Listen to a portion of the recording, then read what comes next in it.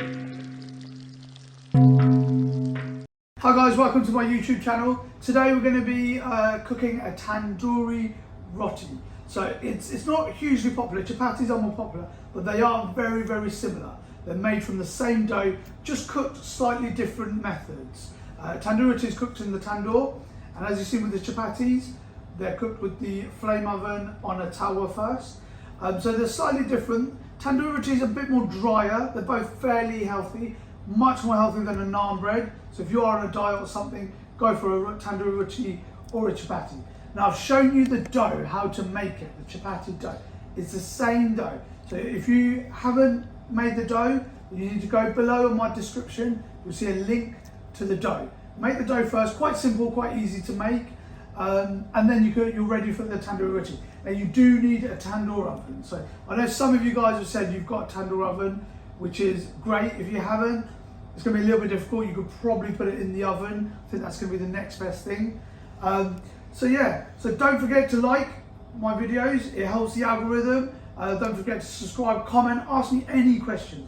A lot of people have been asking me a lot of questions. I've been helping a lot of people. I know a lot of our guys that are training chefs here, they've been watching the videos and it's been helping them. So I hope they're helping you. So let's get cooking a tandoori roti.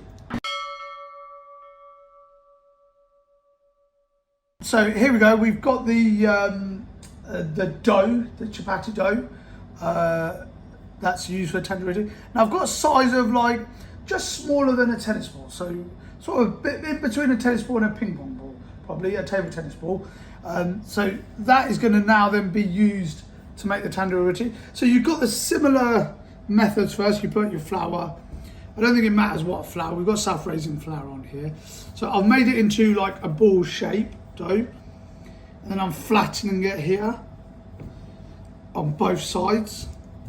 So the first few steps are similar to a chapati, and then we're just going to roll it thinly as we did for the chapati. We turn it over. Now it's very sticky, the dough, so you need, use the self-raising flour accordingly so it doesn't get stuck on the surface or stuck on the rolling pin. So we're just going to make that quite thin, evenly thin, turning it over, nice round shape.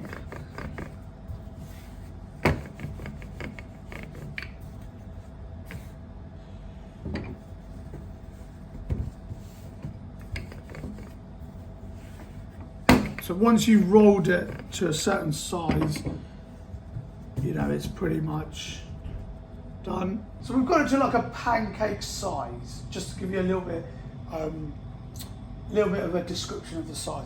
And then I'm going to be using the same naan method. So I'm turning it around.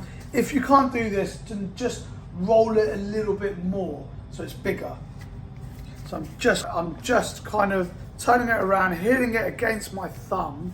And what this does is the edges, it will just make the edges come out a bit more. And then it's exactly the same as a naan. We're just going to stick it in the tandoor. Some people do actually put a little bit of water. Because it's quite dry, it does take, it's quite hard to stick on the thing. So if you are struggling to stick it in the tandoor, then basically try and put a bit of water on the edge, and it just sticks on like so.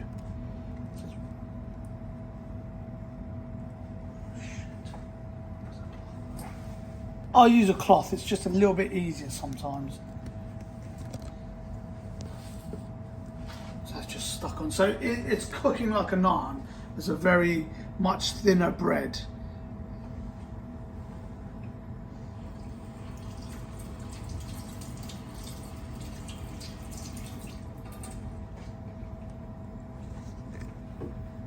So it's cooking nice and slowly. So it's just starting to bubble up like a naan, cooking nicely.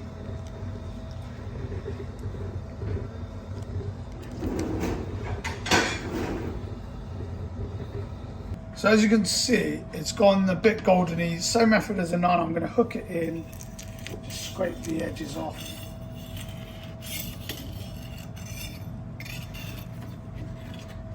And it's, as you can see, It's nice and goldeny, and the back is done as well. See the back. Like I said, very similar to the naan cooking method. Some people like butter on it. A butter roti. You can put a little bit of ghee, Khanum Ghee we use. That's the best. You can have it plain if you want it. Some people have it plain. Butter just gives it a little bit more better flavour. And there you have it. A butter tandoori roti.